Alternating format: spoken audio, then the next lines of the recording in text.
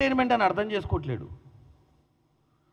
ఆయన ఏదైతే రోజు సోషల్ మీడియాలో ఎవరెవరు ప్రెస్ మీట్లు పెడుతురో తీసి ఆ మధ్యన లైన్ కట్ చేసి నేనేదో చెప్తే ముందు కట్ చేస్తాడు, వెనకాల కట్ చేస్తాడు, మధ్యన పెట్టుకుంటాడు.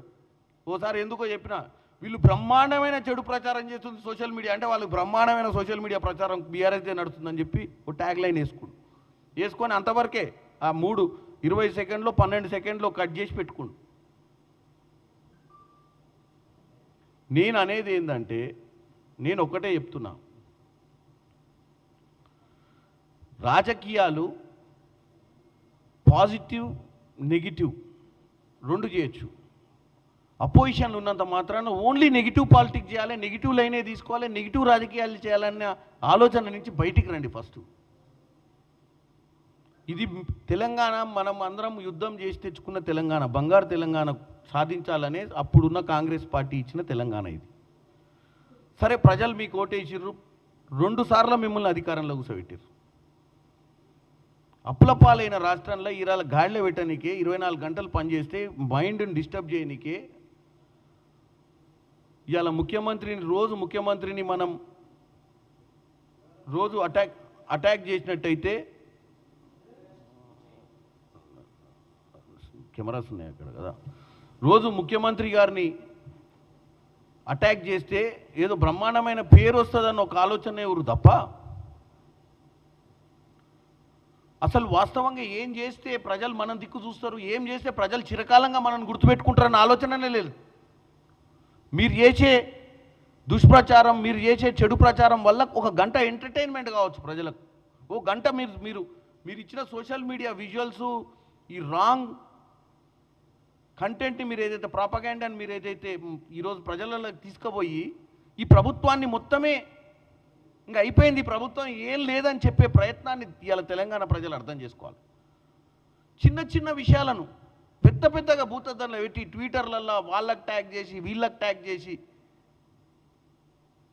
ఏం చేద్దాం అనుకుంటారో తెలంగాణ ప్రజలు బీఆర్ఎస్ పార్టీ సైకో భావాలను, ముఖ్యంగా పార్టీలో ఉన్నటువంటి కేటీఆర్ గారు ఇవాళ ఆయన పిలిచి రాష్ట్ర వ్యాప్తంగా వాళ్ళ కార్యక్రమాలు చేసుకోవాలంటే రాష్ట్ర వ్యాప్తంగా వాళ్ళ నాయకులకు పిలిచి ఐకేపీ సెంటర్ల దగ్గర ఏమవుతుంది, రాష్ట్ర వ్యాప్తంగా ఇంద్రమ్మ ఇల్లులు పంచితే లబ్ధిదారులకే వస్తున్నాయా, పేదవాళ్ళకే వస్తున్నాయా, పేదవాళ్ళకు రావాల్సిందే అని చెప్పి పోరాటం చేయాల్సినటువంటి వ్యక్తి ఈ చిల్లర రాజకీయాలు మానుకోవాలని చెప్తున్నా. అది తెలంగాణ ప్రజలకు చెప్తున్నా, వీళ్ళ దరిద్రపు ఆలోచనలు ఎట్లున్నాయని. అంటే అధికారం ఇవ్వకపోతే, మీరు అధికారంలో లేకపోతే ఎవ్వరు అధికారంలో మంచి చేయొద్దా, మీకంటే మంచి పాలన అందిస్తారేమోనన్న భయంతో ఈ 24 గంటల ప్రచారమా? ఇవాళ తెలంగాణ ప్రజలు ముఖ్యంగా ఆలోచించుకోవాల్సిన అవసరం ఉంది. ఈ తెలంగాణ ఆడబిడ్డల ఆత్మగౌరవం గురించి వీళ్ళ మాట్లాడేది.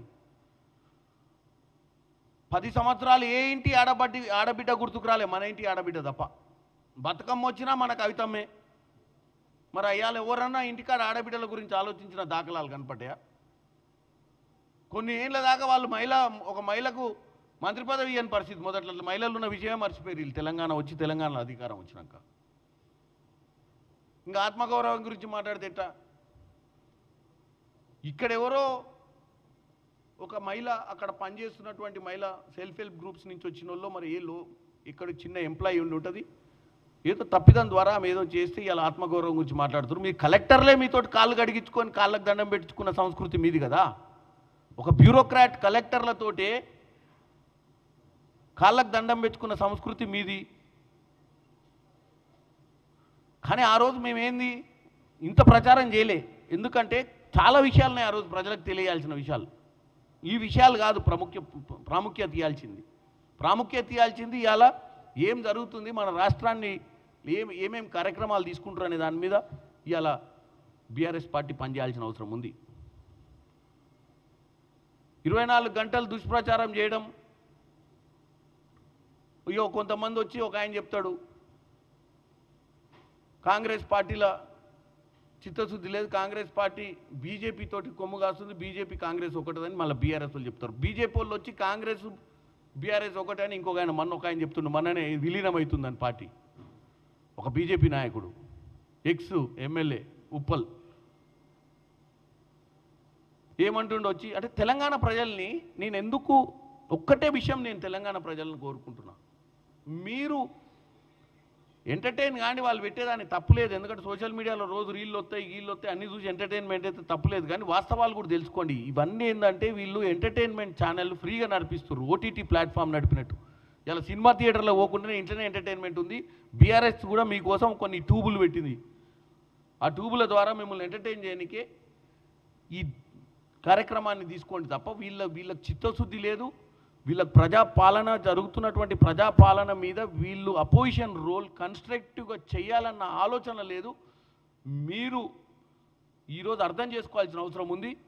ఈరోజు ఎక్కడ కూడా క్షేత్రస్థాయిలో ప్రజలకు సంబంధించిన అంశాల మీద చర్చనే ఊసేలేదు వీళ్ళది. ఏమైనా హైదరాబాద్లో గతంలో దండుకున్నటువంటి కోట్ల రూపాయలకి వెళ్ళి కొంత డబ్బు తీసి కొన్ని యూట్యూబ్ ఛానళ్ళు పెట్టి ఒక 100 మందిని హైర్ చేసుకొని వాళ్ళ ద్వారా రీట్వీట్లు రీపోస్ట్లు చిల్లరబల్లర మాటలు తిట్టించుడు, చిల్లరబల్లర మాటలు వీళ్ళే రాసి 100 కొద్ది స్క్రిప్ట్లు వాళ్ళకి ఇచ్చి వాళ్ళతోటి పోస్టులు చేయించే ఒక బిజినెస్ చేస్తుండ్రు బీఆర్ఎస్ పార్టీ.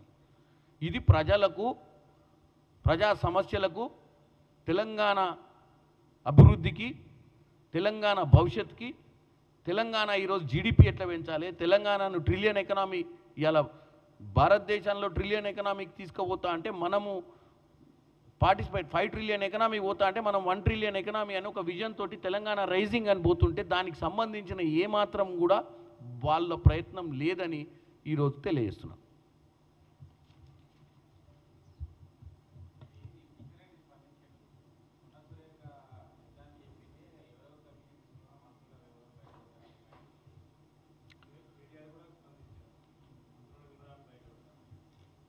నేను ఒకటే చెప్తున్నా, ఆమె ఏ సందర్భంలో ఏం మాట్లాడిందో ఈరోజు అందరం కూడా పేపర్లో చూసినాము.